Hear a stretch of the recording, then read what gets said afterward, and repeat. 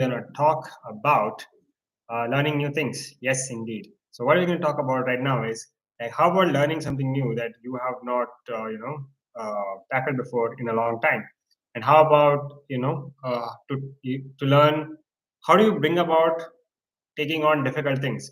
Look, this is YouTube. There's a lot of other YouTubers who talk about how to study smart and how to like have like a timetable and stuff. I'm not one of those people. I'm more of like a brute force guy.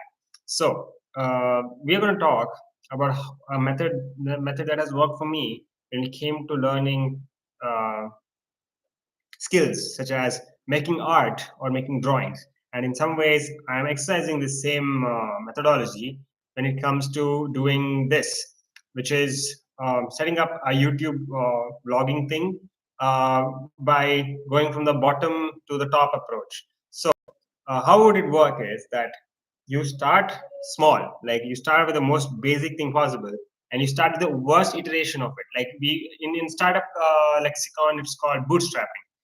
Like from the phrase pulling yourself up from the bootstraps. So that's how we're gonna go. So say your objective is to become an amazing YouTuber. So what is being a YouTuber even about, right? You can either go for like going to make like stellar animations and stuff, or like you can like think about making music. And if that's not your thing, like maybe it's about speaking to people and putting up content online, then I would suggest you use the platform that you have and you go for using the tool as it is given. So what I what I am proposing is that if you intend to become a YouTube star, that you start posting you on YouTube for 30 days every day, and you start sharing something, some kind of a knowledge that you have, or something that you think would help people. And what I uh, suppose would happen is that you seem start to discover what it is that you really want to share with the world.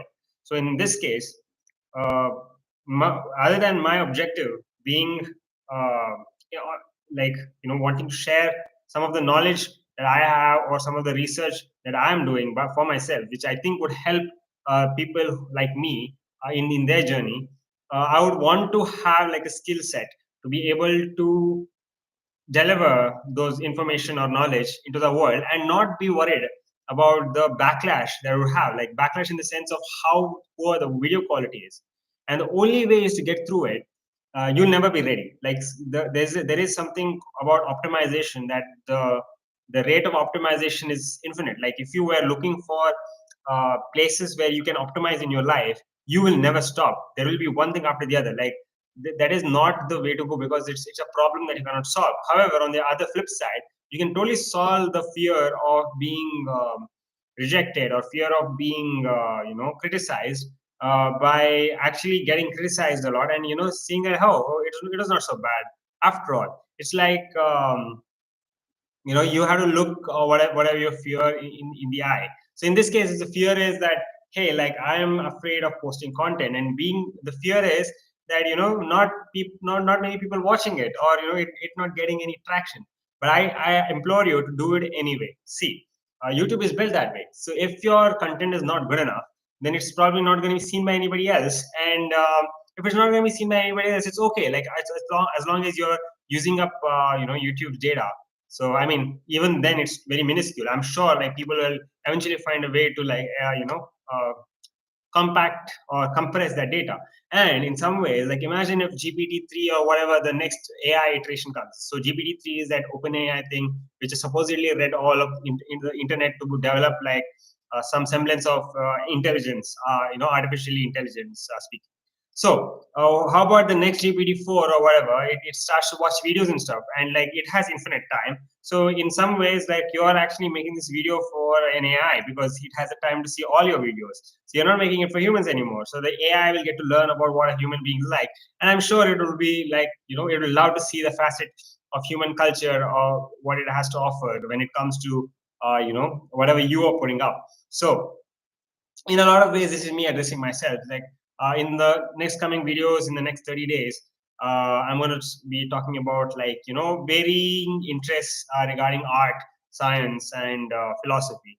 So recently, a couple of books that I'm in, going through is Walter Isaacson's incredible biography series.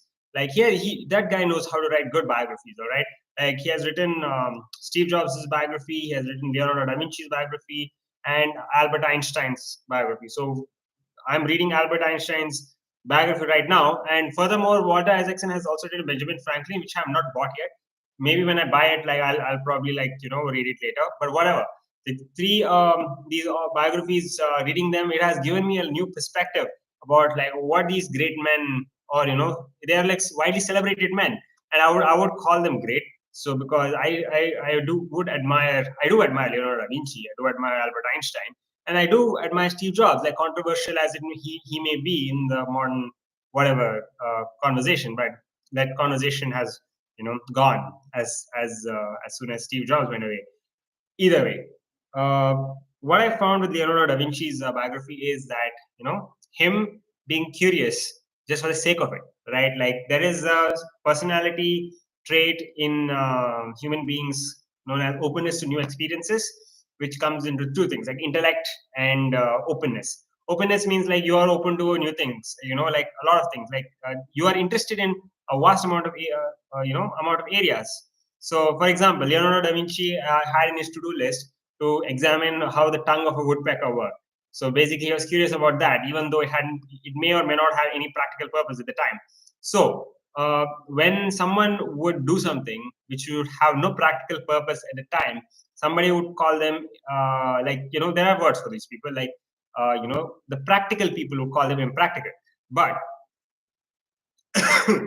consider, excuse me, consider that whatever like impractical that you think you're doing right now, it is something that is attracting you towards doing it. For example, it's almost like Carl Jung's circumambulation, where the whatever makes you curious about something, it's like giving you a vision of of your true self.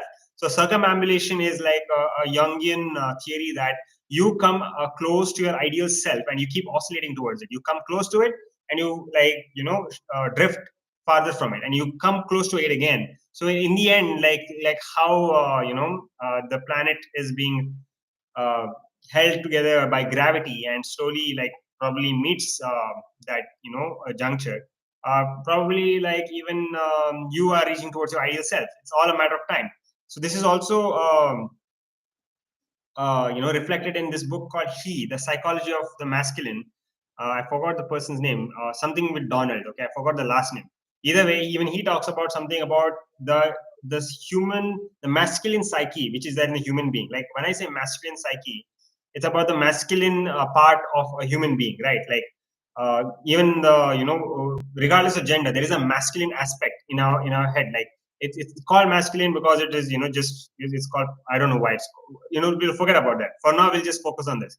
So the masculine aspect of the psyche seems to be looking for a grail castle. A grail castle, in the mythical perspective, is like Percival going to meet the cure the Fisher King, and him in search of the grail castle. The grail castle could be anything in this context. It could be like your magnum opus if you're an artist, or if it could be like a scientific theory that you've been working on if you're a physicist, and so on and so forth. Or if you're an entrepreneur, your ultimate product or your service, that and you reaching that goal of the value that you're adding to the world. So it starts in very small. Like chaos theory talks about how like a small impact can produce a small star will produce a large giant impact. So like a butterfly flapping its wings in India, like there's a hurricane, whatever, on the east coast of you know uh, uh, the US, or whatever. So you get my point, right? So a small impact, a small action can lead to a large impact, and you can start now. You can start today, and you can start posting your YouTube online. And remember, Mr. Beast, right? The YouTuber, he started small too, and now he's like something big. So I think I made my case, and I'll see you soon. I hope you have loads of success in your entrepreneurial or whatever journey that you're going through. Bye bye. Spiritual journey. Yeah, that's what I meant.